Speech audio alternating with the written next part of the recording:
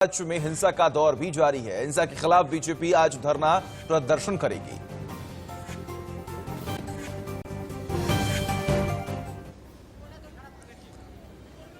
तो आपको जानकारी देखिए, लगातार हिंसा की तस्वीरें सामने आ रही हैं। लगभग कई दिनों से बीजेपी की तरफ से यह आरोप लगाया जा रहा है कि जब से चुनावी नतीजे सामने आए हैं उसके बाद बीजेपी के तमाम कार्यकर्ता जो हैं वो परेशान हैं, क्योंकि टीएमसी के तमाम कार्यकर्ताओं की तरफ से हिंसा को बढ़ावा दिया जा रहा है।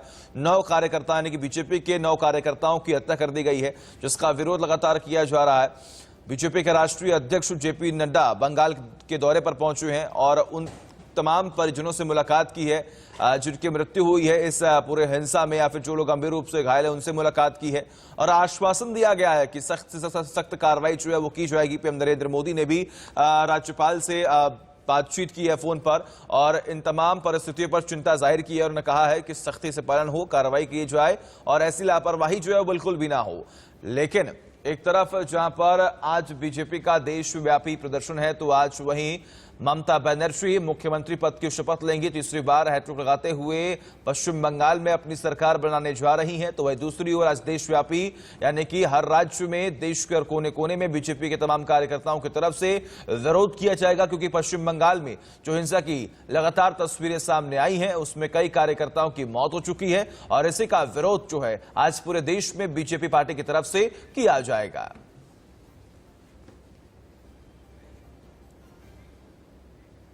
आगे बढ़ेंगे। पश्चिम बंगाल में जारी राजनीतिक हिंसा के बीच बीजेपी अध्यक्ष जेपी नड्डा बंगाल दौरे पर पहुंचे हैं। यहां उन्होंने हिंसा पीड़ित बीजेपी कार्यकर्ताओं के परिवार वालों से मुलाकात की। जेपी नड्डा ने टीएमसी पर जोरदार हमला बोला। उन्होंने कहा कि आजाद भारत में चुनाव परिणाम के बाद उन्होंने पहले कभी भी ऐसी असहिष्णुता नहीं देखी थी।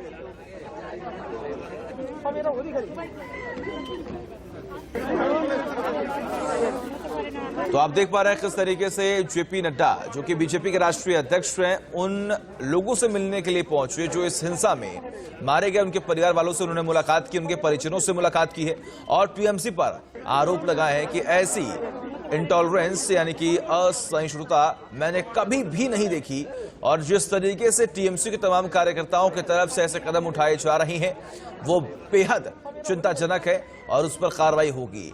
ये 2 तस्वीरें लगातार हम आपको दिखा रहे हैं। कल ही पहुंचे हैं जेपी नड्डा पश्चिम बंगाल, क्योंकि वहां पर हालात जो है बहुत खराब हो चुके थे और हिंसा की तस्वीर लगातार बढ़ती हुई दिखाई दे रही थी। टीएमसी कार्यकर्ताओं पर लगातार ये आरोप लग रहे थे कि पोलिंग बूथों पर जाकर पोलिंग बूथ एजेंट जो है बीजेपी के, उनको मारा गया है, उनके घरों को जलाया गया है। बीजेपी के तमाम कार्यकर्ता जो है उनको परेशान किया जा रहा है। तो ऐसे में आगजनी की हिंसाएं जो है, जो आगजनी की घटनाएं हैं वो भी लगातार बढ़ रही है पश्चिम बंगाल में। तो उसे रोकने के लिए तो ये तमाम तस्वीरें जो है वो स्पष्ट होती हुई दिखाई दे रही हैं। ऐसे में देखिए ये भी कहा जा रहा है कि पश्चिम बंगाल से बीजेपी के तमाम कार्यकर्ता जो है वो पश्चिम बंगाल छोड़ रहे हैं। तो अपने आप में ये बहुत बड़ी खबर है और इसे रोकने के लिए, समझाने के लिए और इस तमाम परिस्थितियों पर काबू पाने के लिए अब जेपी नड्डा जो है वो सख्त कदम उठाएंगे।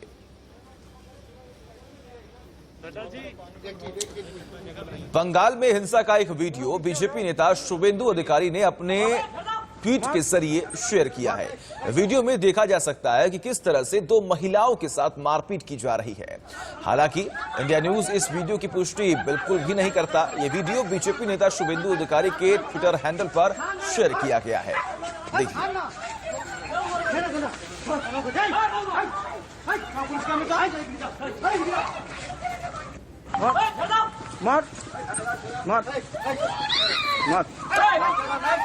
तो आप देख पा रहे हैं किस तरीके से पश्चिम बंगाल में महिलाओं को जमकर पीटा जा रहा है और ये वीडियो शुभेंदु अधिकारी ने ट्वीट किया है अपने ट्विटर हैंडल के जरिए।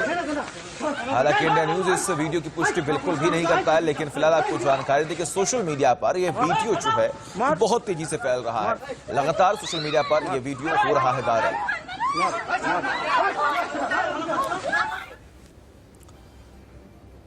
और ऐसे में अब आपको ये 3 तस्वीरें दिखा रहे हैं और सुनने को मिली है वो हमें हतप्रभ करती है, चिंता में डालती हैं, क्योंकि शायद ऐसी घटनाएं भारत के विभाजन के समय मैंने सुना था लेकिन उस आजाद भारत में अब चुनाव के नतीजों के पश्चात इतनी असहिष्णुता, इनटॉलरेंस हमने आज दिन तक नहीं देखा है। और उन कार्यकर्ताओं के साथ इस विपत्ति काल में खड़े होकर के प्रजातांत्रिक तरीके से इस लड़ाई को लड़ने के लिए भारतीय जनता पार्टी कृत संकल्प है। प्रजातंत्र में आज जिस प्रकार का मंजर हम बंगाल में देख रहे हैं, विश्वास नहीं हो रहा है। आज से पहले हिंदुस्तान में कभी इस प्रकार का मंजर किसी चुनाव के बाद किसी भी राज्य में हम में से किसी ने नहीं देखा था। बहुत दुखद है। धू धू करके आज बंगाल जल रहा है। दुख के साथ मुझे कहना पड़ रहा है, लोकतंत्र में जीत के बाद गरिमा होनी चाहिए।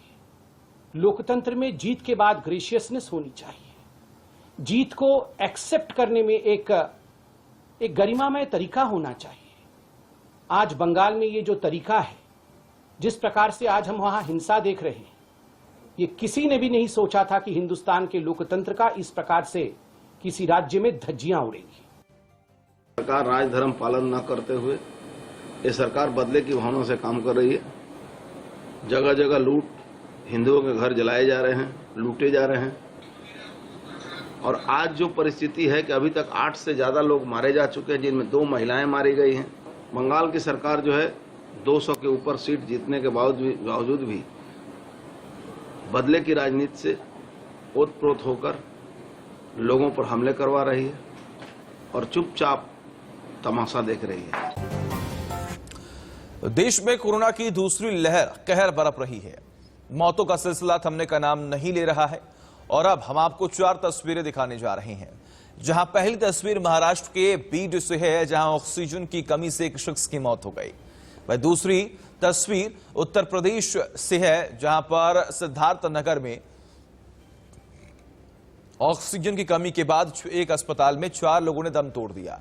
वह उत्तर प्रदेश के गाजीपुर में एक शख्स को ऑक्सीजन के लिए फरियाद करते देखा गया, जिसके बाद खुद डीएम ने उसके लिए ऑक्सीजन का इंतजाम कराया। वहीं आखिरी तस्वीर बेहद ही शर्मसार करने वाली है, जहां एक बेहोश महिला को कोरोना पीड़ित समझकर जेसीबी में डालकर अस्पताल ले जाया गया, जहां उसकी मौत हो गई। ये सभी तस्वीरें दिल को झकझोर देने वाली हैं और शर्मसार करने वाली हैं। ये तस्वीरें सोचने को मजबूर करती हैं कि आखिर ये कहां से कहां आ गए हम।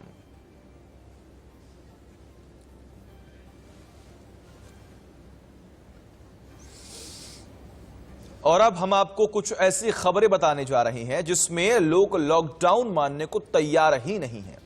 अंबाला में लॉकडाउन के बीच मॉर्निंग वॉक के शौकीनों को पुलिस ने सड़क पर ही हेल्दी पनिशमेंट दिया। पुलिस ने लोगों को एक साथ इकट्ठा करके सड़क पर ही सबसे पुशअप्स लगवाए और कुछ लोगों से कान पकड़कर उठक बैठक भी लगवाई। इसके बाद लोगों को सख्त चेतावनी देकर छोड़ दिया गया। अंबाला की तस्वीरें और वही दूसरी ओर इंदौर की तस्वीरें, जहां पर लोगों से उठक बैठक कराकर हेल्दी पनिशमेंट देकर यह अपील की जा रही है कि आप सभी लोग कृपया करके अपने घरों में रहें कुछ दिनों के लिए और मॉर्निंग वॉक पर या अपने घरों से बेवजह बाहर ना निकलें।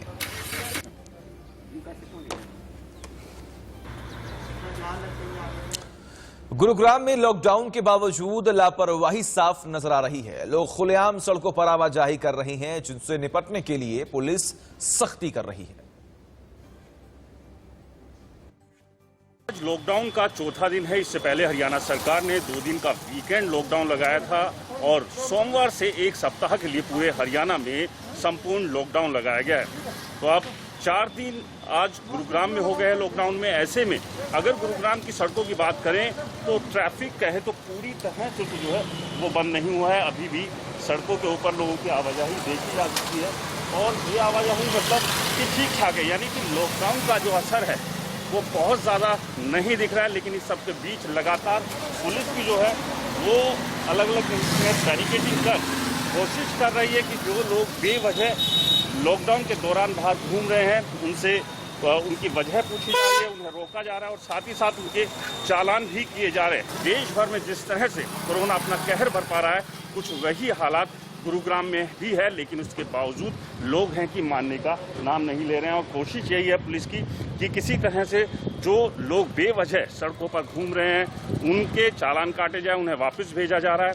तो कहीं ना कहीं जो है वो सख्ती का असर जरूर दिख रहा है, लेकिन अंदरूनी इलाके जो है वहां पर अभी भी बेवजह लोग बगैर मास्क या फिर तफरी करते हुए नजर आ रहे हैं। गुरुग्राम से राज वर्मा, इंडिया न्यूज। और वहीं हरियाणा में एक हफ्ते का सख्त लॉकडाउन है। भिवानी में खुद एसपी ने लॉकडाउन का पालन कराने के लिए मोर्चा संभाल रखा है। इंडिया न्यूज से भिवानी के एसपी अजीत ने खास बात की, सुनिए। तस्वीरें और माजरा आप देखकर समझ जाएंगे कि आखिर वजह क्या है, क्योंकि पूरी तरह से पूरे प्रदेश में लॉकडाउन किया गया। आप देख पाएंगे किस तरह से चारों तरफ पुलिस के जवान, चाहे सादी वर्दी की बात करें या फिर बावर्दी इन कर्मचारी अधिकारियों की बात करें, तमाम लोग आज सड़कों पर घूमे थे, गली कूचों में गए थे और ये देखने के लिए कि आखिर कितना लोग लॉकडाउन का पालन कर पा रहे हैं। पुलिस कप्तान खुद अजीत सिंह शेखावत वो भी इस टीम का नेतृत्व करते हुए इनके साथ थे। क्या आउटपुट था, कितनी कमियां मिली हैं, आगे इनको किस तरह से दुरुस्त किया जाएगा, वो तमाम चीजें जानेंगे। सर, सबसे पहला सवाल यही कि आपने पूरे फील्ड का विजिट किया, आज कितने नाके लगाए गए हैं, किस तरह से और इनको सुदृढ़ किया जाएगा? नहीं, हमने पूरे भिवानी में 45 नाके लगाए हैं। कोई समय भी तय किया गया है सर? ग्रोसरी शॉप्स की बात करें, फ्रूट वेजिटेबल शॉप्स की बात करें या फिर दूसरी तमाम चीजें, हालांकि medical stores round the clock जो खुले रहेंगे, इसके अलावा बाजार में कोई समय ऐसा तय किया गया है? हाँ, बिल्कुल सारी ग्रोसरीज और जो फल फ्रूट हैं, सब्जियां हैं, दूध है, इन सब के लिए उपायुक्त महोदय के द्वारा 6 बजे तक का समय दिया गया है। 6 बजे के बाद में पूरा मार्केट संपूर्ण रूप से बंद होगा। केवल मेडिकल इमरजेंसी में ही बाहर निकलना अलाउ है।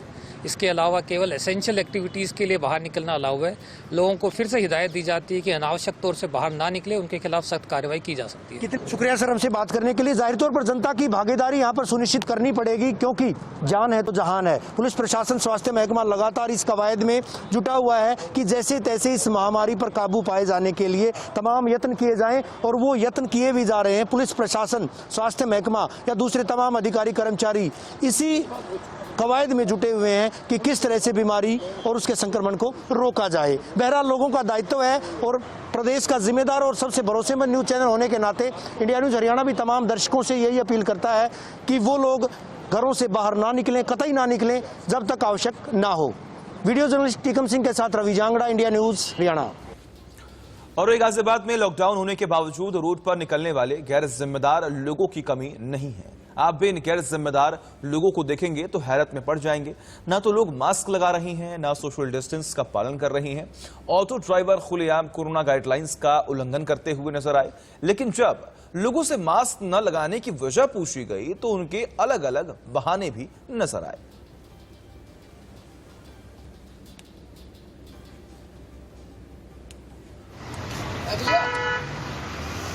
क्यों नहीं लगाया मास्क? लगा लो। क्यों नहीं लगाया मास्क? ना लगाया। क्यों नहीं लग, क्या वजह? गाड़ी भर रहा हूँ। कौन सी गाड़ी भर रहे हो? कोई सी ना भर रहा। अभी तुम करे गाड़ी भर रहा हूँ। कोई बात नहीं। क्यों नहीं लगा था? आज अभी उतारा है। लगाओ तो गर्मी लगने लगती है। क्या होता था? लगाते तो मेरे मुंह पे तो ऊपर पूरे में तो पसीना आ जाता है। तो लगाओ इसको, हमने नहीं लगा रखा, लगाओ इसको। कोरोना पर काबू पाने के लिए अभी देश के सिर्फ 2 ही उपाय दिखाई पड़ रहे हैं। एक तो लॉकडाउन और दूसरा वैक्सीनेशन। देश के तमाम हिस्सों में लॉकडाउन तो लगाया जा रहा है, लेकिन वैक्सीन की कमी है। मुंबई में वैक्सीनेशन सेंटर पर भी क्या हालात हैं, मेरे सहयोगी अभिषेक की ये रिपोर्ट देखिए। कोरोना को अगर हराना है तो वैक्सीन लगाना है, और यह साफ तौर पर हर जगह संदेश दिया जा रहा है कि सब लोग खुलकर और आगे आकर वैक्सीन लगाएं। लेकिन वैक्सीन लगाने के लिए जब लोग आगे आते हैं तो वैक्सीन ही नहीं रहती है, और वैक्सीन लगाने के लिए लोग घंटों घंटों कई दिन तक लाइन लगाते हैं, उसके बावजूद भी वैक्सीन नहीं मिल रही है। यह स्थिति है मुंबई के पास वसई इलाके का। आपको मैं दिखा रहा हूं इस वक्त वसई में, वसई विरार महानगर पालिका है। इस महानगर पालिका के अंतर्गत पालघर जिले में आता है, और यहाँ पर देखिए कि वसई विरार का जो वेंगुर्ला केंद्र है, और इस केंद्र पर एवर साइंस सिटी के अंतर्गत आता है। यहाँ पर वैक्सीनेशन लगाया जाता है, यानी टीका लगाया जाता है वैक्सीन का। और यहाँ पर देख सकते हैं इस वक्त बोर्ड लगाया गया है, vaccine centre will be closed. और यह कब तक क्लोज रहेगा? जब तक कि कोई नया आदेश नहीं आता तब तक ये लगातार क्लोज रहेगा। लेकिन जो आप देख रहे हैं यहाँ पर भीड़ लोगों की, यहाँ पर यह सुबह 4 बजे से लोग खड़े हैं, कोई सुबह 3 बजे से खड़ा है, कोई सुबह 6 बजे से खड़ा है, और लगातार यहाँ पर भीड़ बढ़ती हुई जाती है। लेकिन लोगों को वैक्सीन नहीं मिलता है। सिर्फ हर रोज यहाँ पर आते हैं और लोग घर वापस चले जाते हैं। और यही देखना है कि यहाँ पे तमाम बुजुर्ग महिलाएं हैं, बुजुर्ग लोग हैं, जो लोग वैक्सीनेशन पहली बार लगाने के लिए कोई आया है, कोई दूसरी बार लगाने के लिए आया, लेकिन नहीं मिल रहा है। हम सीधे इन लोगों से जान लेते हैं, कब से आप खड़े हैं यहाँ पे, कौन सा डोज आपका है? मेरा तो अभी सेकंड डोज के लिए आया हूँ और मैं मधुबन में रहता हूँ सर। 27 तारीख को आया था, तो मुझे फिर से आज का तारीख में बुलाया था, तो आज आते हूँ 5 बजे मैं खड़ा हूँ। अभी तक कुछ संदेशा भी नहीं, कोई सामने आके बोलता भी नहीं कर रहे हैं। और यह कहीं के आरोप प्रत्यारोप में आम आदमी का परेशानी हो रही है। सबसे खास बात देखिए कि तमाम जो वैक्सीनेशन सेंटर होते हैं वहां पर कम से कम फोन नंबर लिखा जाता है कि अगर तकलीफ है लोगों को तो कम से कम पूछ सकते हैं, लेकिन यहाँ पर एक भी फोन नंबर तक लिखा नहीं गया है कि आखिरकार किससे लोग पूछें, किससे करें। और यह एक विचित्र स्थिति है और यह जरूर कहीं न कहीं नाक खोलने के लिए काफी है कि किस तरीके से लोग वैक्सीन लगाने के लिए परेशान हो रहे हैं। एक तरफ जहाँ कोरोना का लगातार संकट पूरे महाराष्ट्र में बढ़ता जा रहा है। महाराष्ट्र देश में नंबर 1 राज्य ऐसा है कि जहां पर सबसे अधिक कोरोना के मरीज हैं और इस जगह पर वैक्सीनेशन लगाने की काफी अधिक जरूरत है। अगर नहीं भी कहीं लगाई जाती है तो कम से कम लोगों को जानकारी सही मिले ताकि लोग भीड़ इकट्ठा ना करें। कैमरामैन विष्णु के साथ अभिषेक शर्मा, इंडिया न्यूज, वसई से।